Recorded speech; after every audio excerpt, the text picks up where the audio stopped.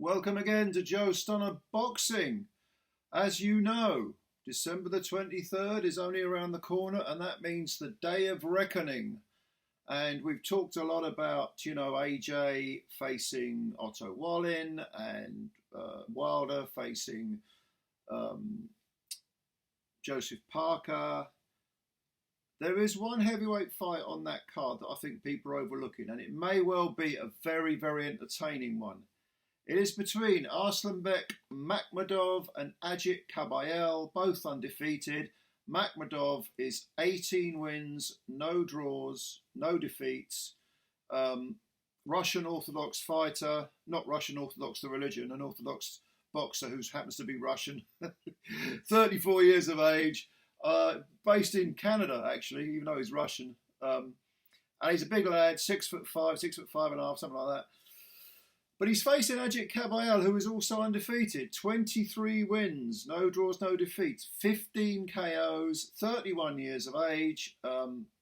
German guy, 6'3", not a massive heavyweight, but big enough. Smaller than Makhmudov, who looks like I don't know what he looks like, cross between Frankenstein's monster and a Bond villain. I mean, he looks so intimidating. And of his 18 wins, 17 have come by KO. He just smashes people up. I mean, but in October he scored a one-round blowout win over a guy called Junior Wright. Prior to that, he faced an undefeated fighter who was 15-0 called Rafael Akpajori.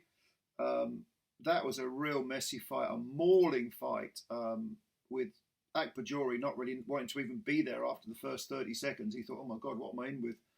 Because Makhmudov is someone who will start very, very quickly, and he's extremely physical.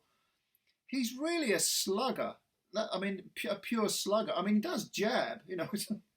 He's a boxer. He's meant to jab, but I mean, he will try and use the jab early on. But as soon as he gets into punching range, he lets his hands go. Both hands, salvos, body, head, body. He's not fussy. He just wants to beat the crap out of you. He'll hit arms. He's just an extremely aggressive front foot fighter and very physically strong with it. And as with people like Akpajori, the moment they got a taste of that, they was thinking, what the bloody hell's this, and he does score, as you know, 17 knockouts out of 18 wins. I mean, he went the distance with Carlos Takam. That's the only guy to take him the distance. And even then he had Takam, I think, over in the first round. I think he was down twice, rounds 1 and 7, 6 or 7, something like that. But he went the distance, Takam, because he's just a tough nut. That was back in 2022. The two fights he's had in 2023, the Junior Wright fight and the Akpajori fight, lasted a grand total of 3 rounds. So getting this guy rounds is difficult. He's got heavy hands. I mean, he stopped Marius Vac last year, February 2022. He stopped him over in Canada. Not many people stopped Marius Vac. And that was in only 6 rounds. So, but he scores a lot of one-round knockouts, like Erkan Tepe went out in a round, Pavel Sauer went out in a round, this Michael Wallish went out in a round. It's indicative of how quickly he starts. Even a sort of washed up Samuel Peter is on his record from 2019. He got done in a round as well. I mean, this guy is a big, strong unit. Very, very physical. Now, AGIT Kabayel, smaller than Makhmudov, but he does have a similar-ish style. Perhaps he boxes a bit more. He looks to jab a bit more. But he's definitely on the front foot. And I'll tell you something about this guy. He's a European champion. And you will struggle to find a better heavyweight fight this year than AGIT Kabayel's 3-round rock'em sock'em robots with Agron Smakici, I think the guy's name is. Smakici. Now, this guy, Smakici, he is from Croatia. He's now 33 and he's a southpaw. He's a big lad, 6'6", and he gave Kabayel all sorts of problems, especially the southpaw, the taller guy, southpaw, longer reach. He had Kabayel in the second round. He knocked him over. He had him in trouble. Kabayel was, I think, was it wasn't just a flash knockdown. He was getting battered and he was buzzed quite badly, and the ropes kept him up. The referee gave him a count, but he passed the gut check because by the end of that second round he was punching back, and in the third round he let it all hang out. It was like, it's almost like his attitude was, "You want to have a row with me? We'll have a row," and he kind of outgutted Smakichi. He kind of broke his heart in a sense, because minute and a half, 2 minutes into the third round, Smakichi was not only exhausted but looking for a way out. At one point, he even turned his back to walk away, and the referee didn't stop it. And then he got knocked down. I think he got, I can't remember offhand, but it was a great fight. I mean, you got to go see this fight. I think in the third round, Smakichi got knocked down twice, and the second time the referee stopped it. Don't quote me on that. I might be wrong about that. I'm doing this off memory. But the point is, I mean, that fight was back in March of this year. It's a heavyweight fight for the EBU title that very few people have seen. I think it's on YouTube. I think I rewatched it on YouTube. Go and have a look at it. It's a lot of fun. It really is a lot of fun. And it did show that AGIT KABAYEL does have a lot of guts. He will come and fight. He will fight to the last breath. He will, you have to knock him flat to keep him down. You might be able to knock him over, but you've got to keep him flat. Keep him down and out. Now, he's also got, like a 12-round decision over Kevin Johnson in 2021. That was his only fight of 2021. Did Pavel Sauer in a round, like most of them do, like Makhmudov has done. That was in 2022. That was his only fight of that year. He had one fight in 2020. That was a unanimous 10-round decision.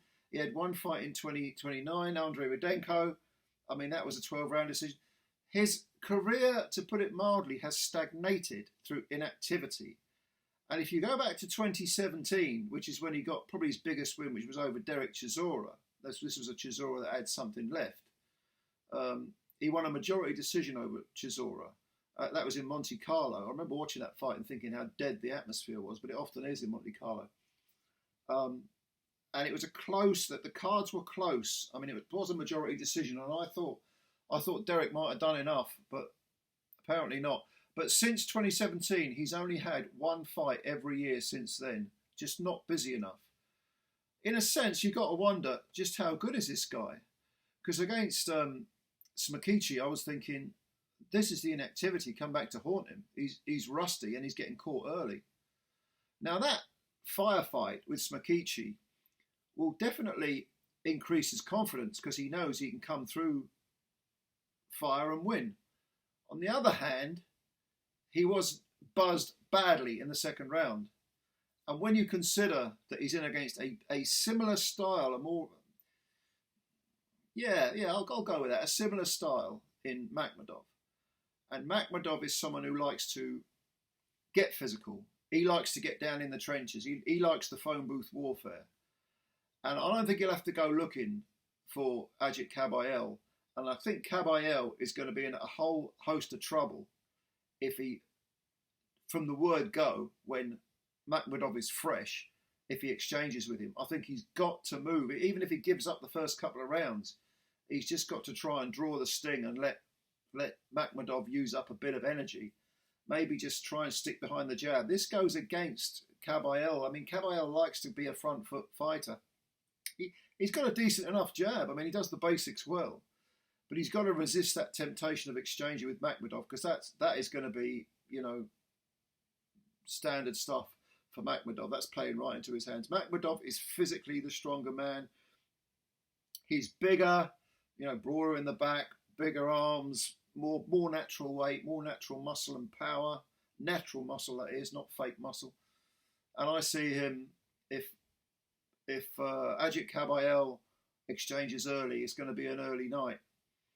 Now, the question is, can he keep Makhmudov off early and then kind of try and make him work hard enough to sap some of his energy and then maybe stick to the boxing and, I don't even know how many rounds this is. I think is it 10 rounds? I want to say 10 rounds, but it could be 12.